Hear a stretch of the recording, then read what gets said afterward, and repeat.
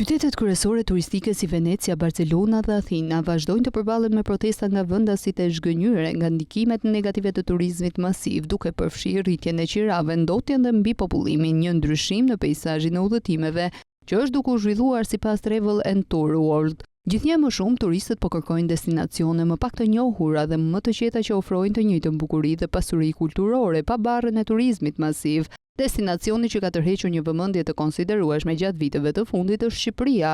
Kjo perlë në Evropën juglindore po përjeton një rritje të popularitetit veçanërisht midis vizitorëve të etër për një përvojë autentike.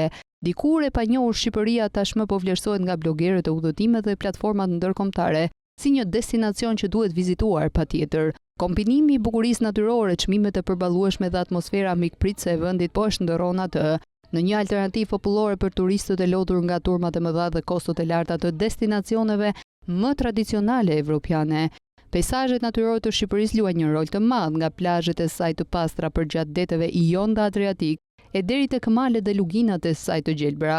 Shqipëria ofron një gamë të larmishme mjedisesh si për adhuruesit e natyrës ashtu edhe për kërkuesit e aventurës. Riviera shqiptare me ujërat e saj të pastra ngjyrbruz, qytetet bregdetare dhe shtigjet piktoreske të ecjes janë një atrakcion i spikatur. Vizitorët mund të eksplorojnë shumë plazhe të pacënuara të vendit dhe shpesh jo të mbipopulluara krahasuar me destinacionet e tjera bregdetare të mesdheut.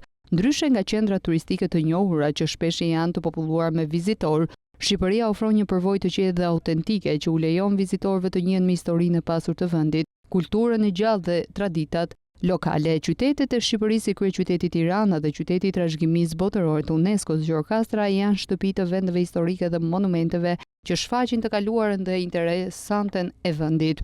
Në Tiranë vizitorët mund të shëtisin nëpër rrugët shumë ngjyrshe të veshura me arkitekturën e epokës sovjetike, ndërsa rrugët me kaldrëm të Gjokastrës, kështjellat e lashta dhe shtëpitë tradicionale prej guri ofrojnë një pamje me ndikimin osman në vend. Një nga faktorët që nxit rritjen e popularitetit të Shqipërisë është përballëshmëria e saj. Nga akomodimet e lira deri te ushqimet e përballueshme në restorante lokale, vizitorët mund të përjetojnë pushime të cilësisë së lartë pa shpenzuar shumë në Shqipëri. Kjo përballueshmëri e ka bërë Shqipërinë veçanërisht tërheqëse për turistët e rinj dhe nomadët digjital, të cilët kërkojnë një alternativë për të përballuar kundrejt destinacioneve turistike më të shtrenjta në Evropën perëndimore. Përveç bukurisë natyrore dhe përballueshmërisë, Shqipëria po fiton reputacion si një destinacion që ofron një përvojë të vërtet autentike.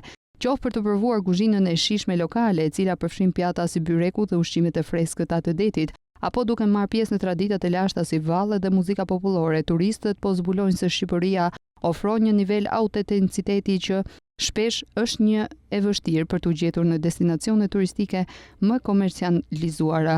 Vendi është gjithashtu në mes të përmirësimeve të rëndësishme në infrastrukturë, duke rritur më tej atraktivitetin e tij për vizitorët ndërkombëtar. Dhërmiu, Jala dhe Ksamili po bëhen të njohura në mesin e turistëve që kërkojnë plazhe të bukura, uja kristalor dhe atmosferë lokale të qetë. Me peizazhet e saj mahnitse, kulturën e pasur dhe infrastrukturën në rritje, Shqipëria po bëhet shpejt një destinacion kryesor për turistët e huaj që kërkojnë një përvojë europiane më autentike dhe të përballueshme.